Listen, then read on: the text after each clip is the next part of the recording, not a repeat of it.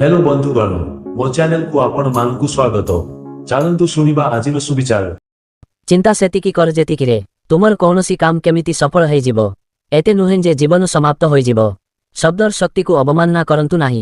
एक छोट हन एवं एक छोट ना समग्र जीवन को परिवर्तन करि देई थाए। मनुष्य जीवन रे दुईटी कहानी थाए, गोटिए जहाँ से समस्तंकु सुनाई थाए एवं अन्यटी समस्तंकु लुचाई थाए। ओठ तो समस्तंको पाई कांदी थाए, हेले आखि समस्तंको पाई कांदी पारे ना। आखि केवल ता पाई कांदे जाहाकु आमे निजठारु अधिक भल पाई थाउ। कैलेंडर बदलिगला बोली जीवन बदलिगला ताहा नुहे।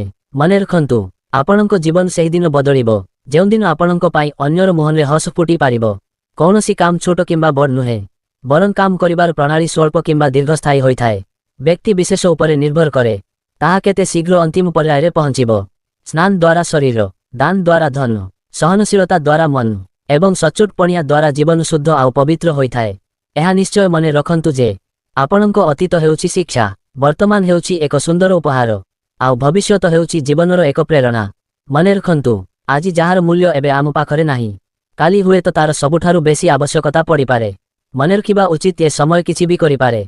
परिश्रम एभଳି करंतु जेपरि भाग्य मध्य पथ बदलाई शेषरे सफलतार मुकुट आपणको पिंधाइबाकू बाध्य हेबो।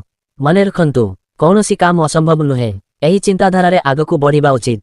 मने रखंतु संसार रे सबुठारु बड़ शत्रु हेउछि आलस्य आउ सबुठारु बड़ मित्र हेउछि उद्यम।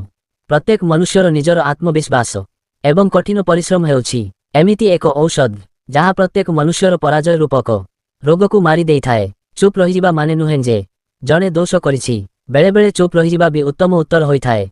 केवल समय को अपेक्षा करंतु। आजि पाई एतिकी। जय जगन्नाथ।